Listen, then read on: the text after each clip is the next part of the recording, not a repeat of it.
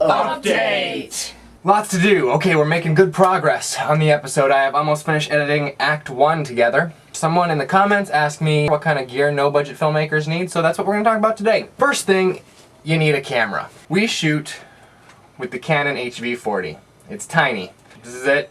No big deal. 1920 by 1080, and it shoots at 23.976 frames per second. What more could you ask for? Progressive. And then somebody like really techie is gonna be like, that's not true progressive! And then I'll be like, yes it is! And then I'll run away. Now, unfortunately, when you have a camera this small, if you're doing it handheld, it gets real shaky. It's too small, it's got no weight to it, nothing to connect it to you. I carved this shoulder rig in my dad's workshop. So you just kinda lock it into the shoulder there. Then you're using your shoulder, you're using your arm, you lock it into your body, and it doesn't have a real heavy shake, you know? It's still got that handheld look, obviously, you've seen the show, it looks pretty shaky, but it'd be a lot shakier if we didn't use the handheld rig right here. The only thing about the Canon HV40 is that you have to trick it into locking the exposure, which is not necessarily the best. It automatically wants to add gain, which is like death to getting a good image. The Canon HV20, HV30 forum, you know, they tell you all about the tricks on how to lock the exposure and get no gain added. If I had it to do over again, I would have gone with the Canon 7D.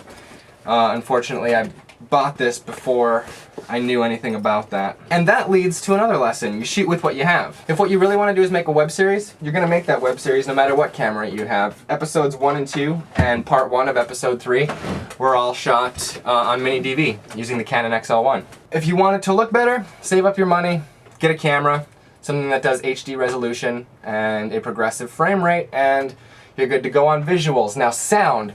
Sound is so important.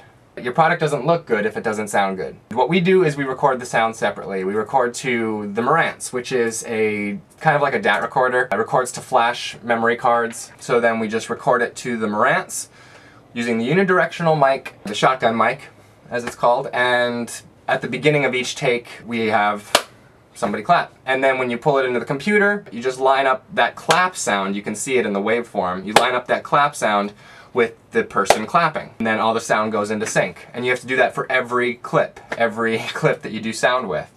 So that's kind of a pain in the ass, but then your project sounds good. As for lighting, just a clip lamp. You can get these at Home Depot. Super cheap, and then you just get a variety of wattages. If you have any questions, just let me know. Is your coffee not cutting it? Get the edit blend. Jarvi Java. Link in the doobly-doo.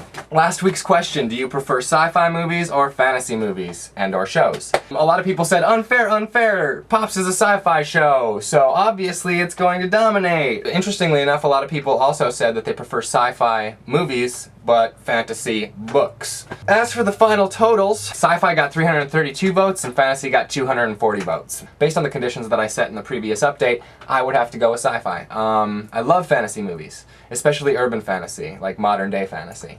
But sci-fi, with having superheroes being a big chunk of that, I would have to go, obviously, with sci-fi.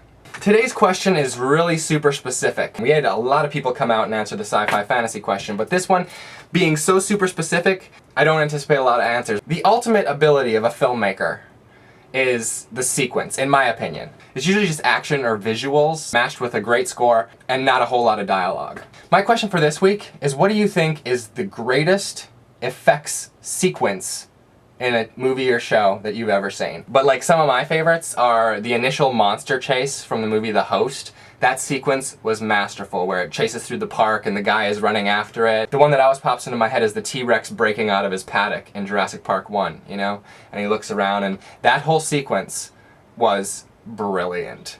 Perfectly paced, perfectly pitched, and it didn't even have music. It was just using the sounds of like people breathing and stuff. It was amazing. This one just came out recently in Sherlock Holmes when the building blows up and then all the sound gets muted because of the sound of the explosions. You can see it's Robert Downey Jr. the whole time, and the music was so perfect. That is an amazing piece of filmmaking. Utilizing effects, I think, to the peak of their potential. I would also like to thank everybody for all the Toronto suggestions. There'll be another update, and then we recorded an update last night at a birthday party that my friends threw for me to post on the day I'm not going to be able to post an update, and that I apologize in advance for that one. That's our final effects-centric question.